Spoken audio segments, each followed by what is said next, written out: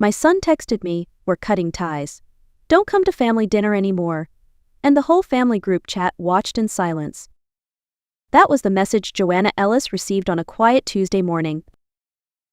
She was 67, sipping her green juice by the window of her Upper East Side apartment, wearing the same pearl necklace her grandmother had gifted her decades ago.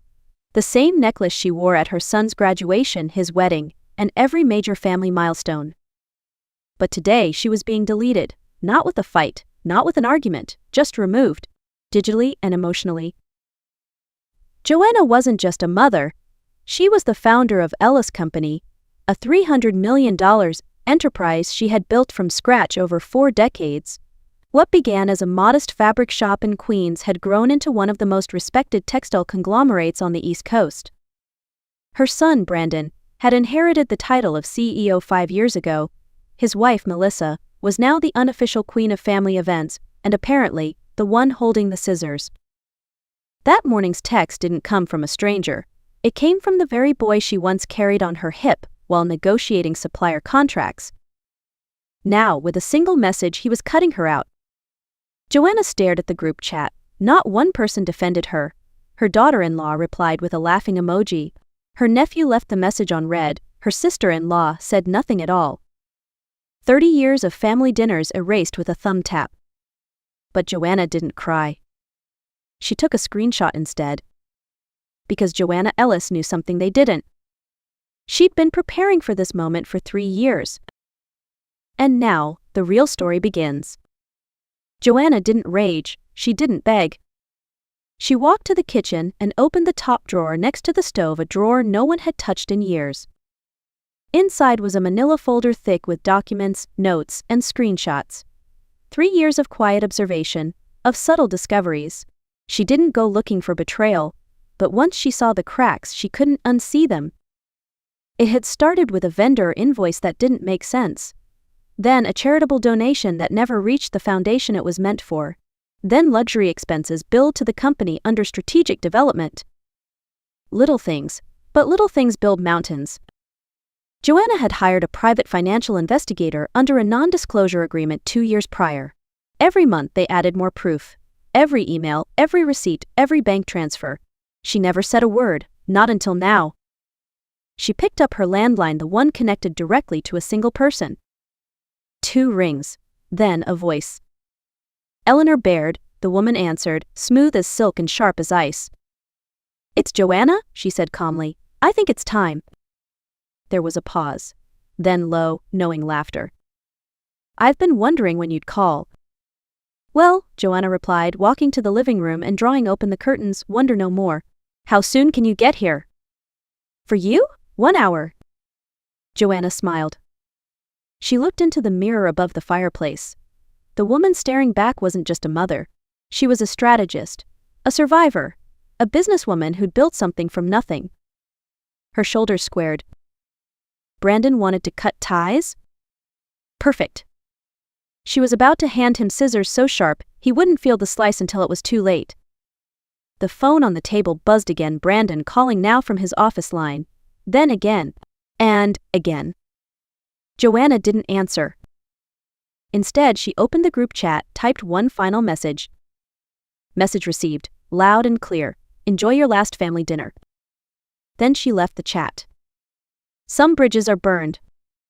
Others are blown up with dynamite. And Joanna Ellis was feeling particularly explosive. Eleanor arrived right on time. Joanna's doorman announced her with the same reverence one might use for royalty. And in some ways she was. Tall, commanding, with perfectly tailored trousers and heels that echoed on the marble floor like warning shots, Eleanor Baird looked every bit the woman who dismantled 2 Fortune 500 companies before lunch. "Joanna," she said, air-kissing both cheeks, "you look radiant. Revenge shoots you." "I haven't even started yet," Joanna replied. In the living room, the coffee table had been transformed into a war room. Contracts, audit drafts, timelines, and asset maps were spread out like battle plans. Joanna poured champagne. "To what are we drinking?" Eleanor asked, raising her glass. Joanna's smile didn't waver. "To Brandon's education. He's about to learn what happens when you forget who built the playground you're playing in. Eleanor leaned forward, eyes sharp. Show me what you've got.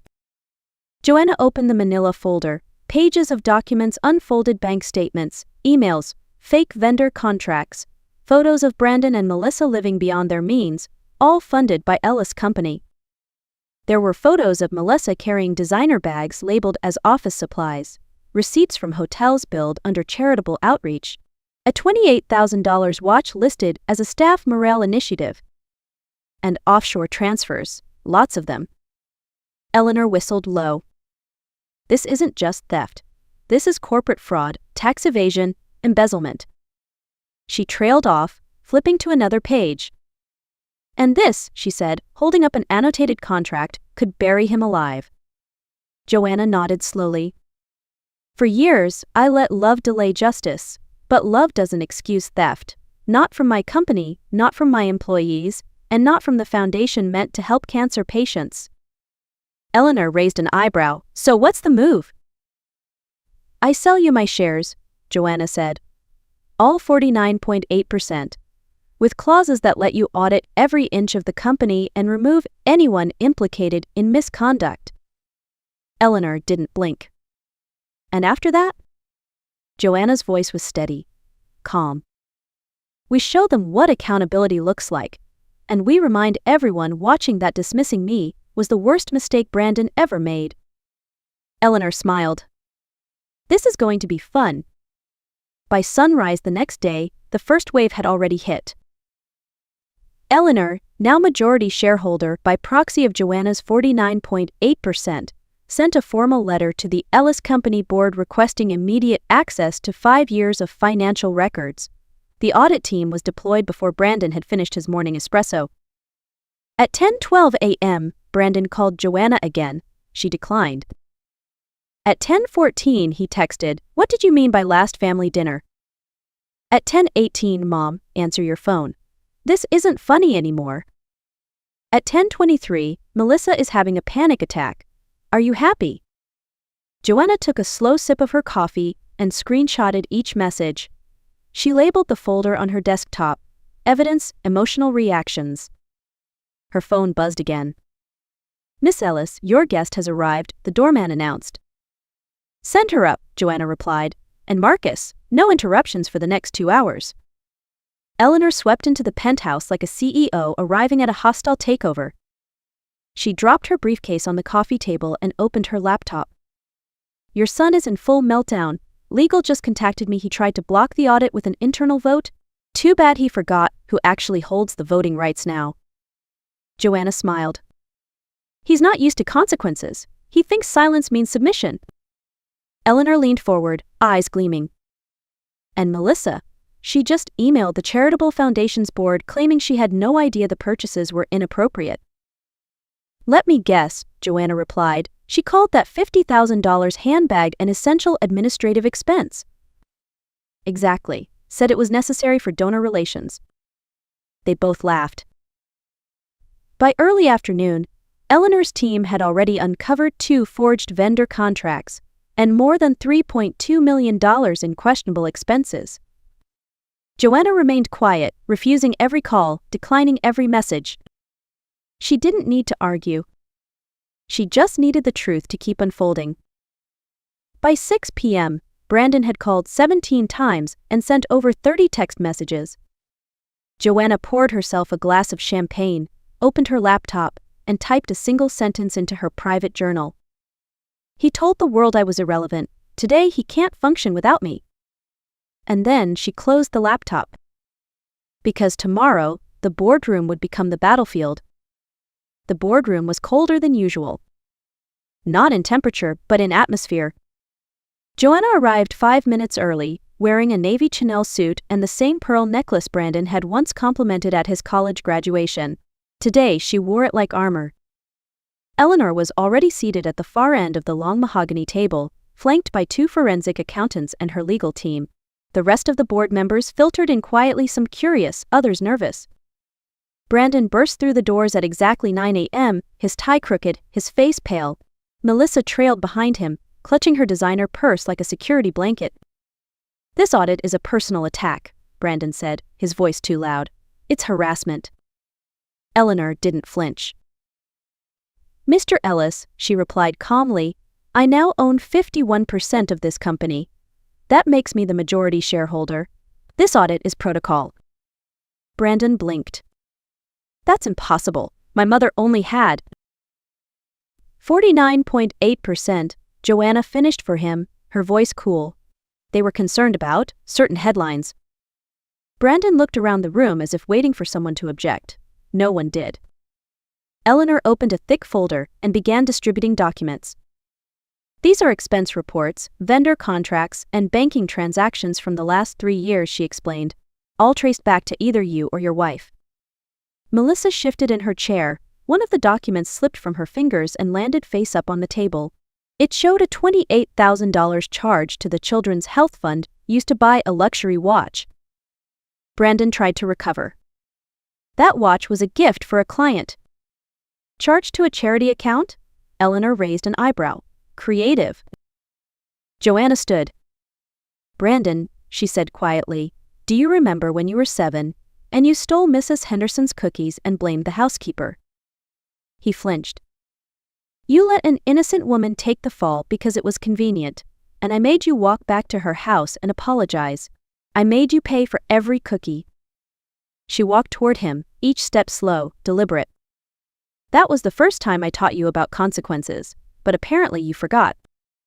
The room was silent. Today you remember.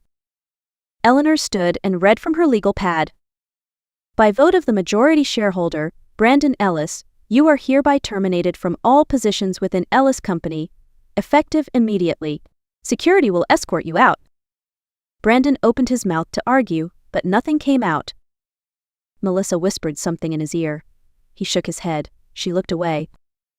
Joanna turned to the board. This company was built on integrity. We lost our way, but as of today we're back on course.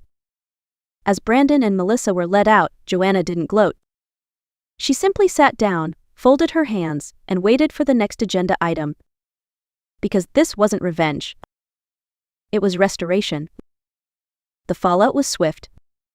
News of Brandon and Melissa's removal spread through the company like wildfire. Some employees cheered quietly in their group chats. Others cried relief more than sadness. For many, it felt like the end of a long nightmare. 3 days after the boardroom showdown, Joanna hosted a private lunch at a quiet midtown restaurant. Her guests, 3 former department heads who'd either resigned or been pushed out under Brandon's leadership.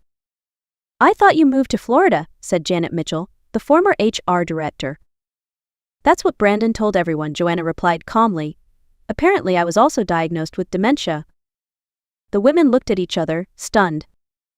He told us you weren't mentally capable of handling business decisions, said Sandra Bell, former finance director.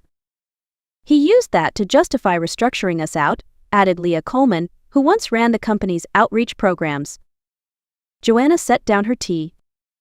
You weren't restructured, you were silenced. Then she pulled out her notebook and slid it across the table. I need your help. We're rebuilding the company, not just the numbers, the soul. They looked down at the page's proposals for ethical leadership, employee oversight committees, transparent bonus systems. And I want you back, Joanna said, with full authority, no strings, no politics. There was a pause. Then Janet smiled. Why now? Joanna's voice didn't shake. Because I let love blind me. I let loyalty to my son get in the way of loyalty to what I built. That won't happen again. Sandra reached across the table and squeezed her hand. You didn't fail us, you were deceived too. Leah wiped a tear. And now you're leading. Joanna exhaled, the first full breath she'd taken in years. That afternoon she sent Eleanor a single message. The team is coming home. By the end of the week, Ellis Company wasn't just recovering, it was transforming. With every unethical policy reversed and every silenced voice welcomed back, Joanna wasn't just reclaiming a business. She was reclaiming her name, her values, her legacy. And it was only the beginning. They tried one last time to stop her. A lawsuit, filed quietly by Melissa's family lawyer, accused Joanna of elder abuse and coercion. The claim? that she'd been manipulated into selling her shares while under emotional distress. Joanna laughed when she read it. "They're saying I was too emotionally fragile to make legal decisions," she told Eleanor over breakfast, "but somehow strong enough to orchestrate a hostile takeover." "It's a contradiction so ridiculous it might help us," Eleanor replied, sipping her coffee. "The media loves irony." And so, they gave the media a show. 2 days later, Joanna stood at a podium in a navy pantsuit, the city skyline glowing behind her. Journalists packed the press room. Cameras rolled. Her voice was steady. "I've been accused of being mentally unfit," she said, lifting a thick folder of documents. "These are the records I personally collected over 3 years. Evidence of embezzlement, fraud, and betrayal." The room hushed. "I may be 67. I may enjoy early morning walks and crossword puzzles. But I am not confused. I am not weak, and I am certainly not someone who disappears quietly." Laughter rippled through the crowd. A reporter from the Wall Street Journal raised her hand. "Mrs. Ellis, what do you want people to take away from all this?" Joanna looked directly at the camera. "That family doesn't give you a free pass to steal. That love should never require silence. And that dismissing someone based on age or gender is a mistake you make only once." The footage aired nationwide. By that evening, Ellis Company was trending, not because of the scandal but because of the woman who refused to stay silent. Melissa's legal team withdrew the suit the next day. Federal prosecutors filed charges against Brandon and Melissa 2 weeks later. And Joanna? She returned to the office with her shoulders straight, her head high, and a name that now meant something again. Not just a businesswoman. A force. The kind of woman people no longer underestimated and never forgot. 6 months later, the transformation was complete. Ellis Company had not only survived scandal, it had risen from it, stronger than ever. Under new ethical leadership, the company's value surged past $400 million. Employee satisfaction hit a 5-year high. 3 major clients who had cut ties under Brandon's tenure quietly returned. Joanna now chaired every board meeting. She wore the same pearl necklace no longer as armor, but as a reminder of everything she'd fought for, of everything she'd reclaimed. Across from her at the board table sat Leah, Sandra, and Janet, no longer victims of a corrupt regime, but leaders in their own right. The company launched a scholarship program for young women in business, fully funded by assets recovered from Brandon and Melissa's illegal spending. The irony? The handbags Melissa bought with stolen funds were auctioned off. The proceeds paid for 50 full scholarships. When Forbes interviewed Joanna for a feature titled, "The Woman Who Rebuilt Her Legacy," they asked if she had any regrets. "Just one," she said, "that I didn't act sooner. Every day I waited, someone else paid the price." At home, she found quiet joy in weekend coffee with her grandson Logan, the one person who'd never doubted her. "Grandma," he said one morning, "Professor Hines wants to use your case in our corporate ethics seminar." Joanna smiled. "Tell him yes. The next generation should know that silence isn't strength and kindness isn't weakness." That afternoon, Eleanor called with one final twist. "Brandon wants a meeting." Joanna looked out at the city skyline, soft in the golden light. "To apologize," Eleanor added. "To make amends, he says." Joanna considered this carefully. "Tell him he's welcome to apply for a job at the foundation like everyone else. If he's changed, we'll see it. If not, he'll remain exactly what he chose to become." "And what's that?" Eleanor asked. Joanna didn't hesitate. An irrelevant chapter in a much better story. That evening, as she sipped wine and read thank you letters from scholarship recipients, Joanna felt it deep in her bones. Peace, not just from justice served but from knowing she had created something better from the ashes. And that, in the end, was the real revenge. Saturday mornings had become Joanna's favorite time of the week. Logan arrived at 10 sharp, balancing coffee, croissants, and a backpack full of ideas. He always took the same seat, far end of the leather sofa, legs curled under him, eyes bright with purpose. "Grandma," he said, pulling out a thick folder, 3 more family-run businesses reached out to Columbia this week. They want help setting up governance protocols, transparent systems, internal checks. Joanna raised an eyebrow. "You're telling me corporate ethics is trending?" Logan grinned. You're trending. You've basically become the blueprint for how to turn betrayal into a business model. Joanna laughed, setting aside the scholarship applications she'd been reviewing. It was true. The Wilson Foundation, named not for her maiden name, but for the grandmother who taught her grit, had become a hub for young entrepreneurs building with integrity, sustainable startups, ethical tech, fair pay fashion, the kind of future she once only dreamed of seeing. Later that afternoon, Eleanor texted with news. Netflix had greenlit the documentary. The title? Joanna Ellis, the woman who wouldn't disappear. Joanna read the words twice, then smiled. Brandon had tried to erase her. Instead, he'd made her unforgettable. Looking out over the city, Joanna felt something rare and full, not just satisfaction but clarity. She didn't miss Brandon. Not really. She missed the version of him she thought was real. The son she believed she'd raised. The family she'd imagined they could be. But the truth? Some relationships don't deserve reconciliation. Some endings are necessary for new beginnings. And the woman she had become, the leader, the mentor, the force of nature, was only possible because she had chosen herself. As the sun dipped below the skyline, Joanna opened her laptop one last time. She clicked into a folder labeled Legacy, updated a few notes, then closed it. Not out of fear, but because the story was complete. To anyone watching, listening, or living through something similar, know this. You are not weak for being betrayed. You are not cruel for setting boundaries. And you are not alone for choosing peace over proximity. Thank you for listening. If this story resonated with you, share it. Leave a comment, subscribe. And remember, sometimes the best revenge is simply becoming impossible to ignore.